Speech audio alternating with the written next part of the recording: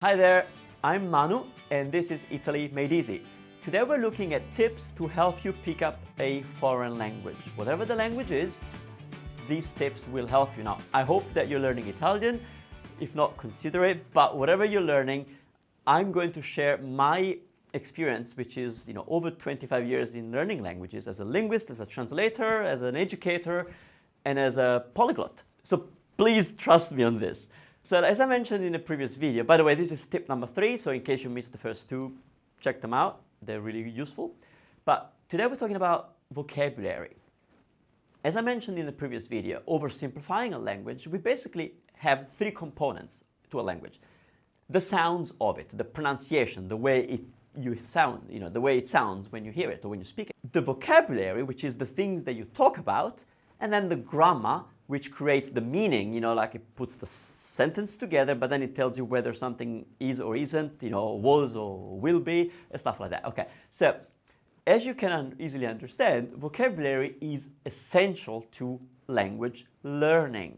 You can never know enough vocabulary. Grammar-wise, you can do without knowing some aspects of a grammar of a language. Sounds, of course, you can do with having a few sounds that are a little bit off.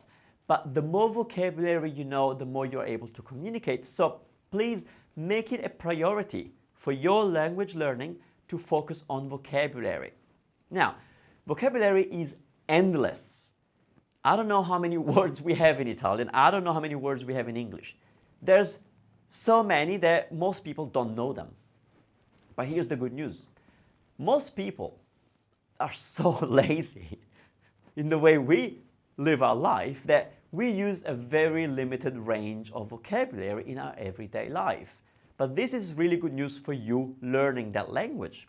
It's estimated that the average person gets by their everyday life using 1,000 words, full stop.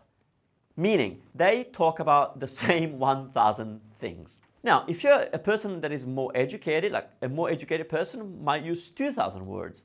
A person who's less educated can even get by with 600 words. That's crazy. But like I said, this is really good news for us learning that language, because if you learn those words, you are pretty good. You're in a good spot, because in most cases, people will use those words. So how do you go about? Now, I don't know what language you are learning, but have a look at the top 2,000 words for Italian, top 2,000 words or French or Spanish, whatever. Why am I saying 2,000? Well, because the research shows that depending on the language, depending on the context, blah, blah, blah, but if you know the most frequent 2,000 words of a language, you are able or could be able to understand 70% of interactions. That's huge. Being able to understand 70% of what's going on just because you know 2,000 words. And of course, you have to understand how the language works. You have to know a little bit of grammar. You have to know the sounds of it. I'm not saying that all you know is the word and then you're fine. No. But focus on vocabulary. So how can you learn the vocabulary of a language? There's a number of ways, and there's a number of tools.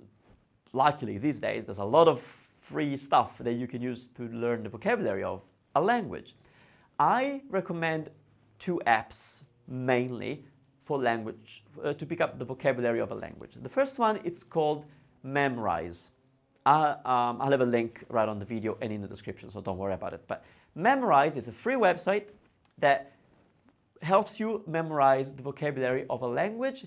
And I'm not gonna get into the details, you can check it out. But basically you say Italian, and you find a set of cards, you find a set that it's called the top 2,000 words, which is huge. But basically every day, the app, it's a mobile app and a website, will give you like 10 words to learn. It will do so by showing you objects and things to help you remind. You can also enter your own mnemonic to help you remember the word. And basically what it does, it will bombard you, checking that you have learned the word. Now, the whole system is based on time-spaced repetition, which means that you learn a word today, and then just before you're about to forget it in 2 days, maybe, it will present to you that word again, and then you revise it. And then again, 3 days later, because that's when you're about to forget it again. And after you've revised it twice already, maybe it might show you that word after 7 days, and then after 30 days, and then after 6 months, okay? That's how we retain the vocabulary. Now, I find this approach too slow for me, but I'm a linguist. I have learned a lot of languages. But Memrise is a really, really good way for you to start. Check it out. If you find it a little bit too slow, and the first lessons will be really slow, okay, so don't worry. It will get challenging. The second option that I have for you is Quizlet. Similar idea, I just find it a little bit quicker for me to learn that way. Once you decide which one you like, look up a couple of tutorials to understand how to make the most of these apps, but they are great for you to learn 20 words a day. Like really, again, let's put things in perspective. If you could learn 20 words a day, and the next day you learn another 20 and you revise the first 20. And then the third day you learn another 20 and you revise 10 of the 40 that you've learned, and so on. It's all done automatically. You don't have to worry about how to do it. After 100 days, you have learned 2,000 words. Now, 100 days is just over 3 months. Tip number 1 was focus on the grammar at the beginning of your journey. Make the grammar your focus for the first 3 months or so, and do that in your own language. While you're doing that, learn the vocabulary at the same time. By month 3, you will have a pretty solid understanding of the grammar of that language, and you will already know 2,000 words. Now you're not set, but you're definitely on solid foundations for you to feel comfortable about your language learning. But we still have to talk about something really, really important, which is in the next tip.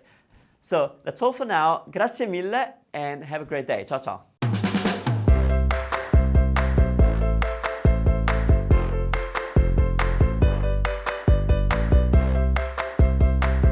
Accent is only a problem if it hinders communication. Otherwise, it's beautiful, right? So what are good resources for picking up the pronunciation, the sounds of a language?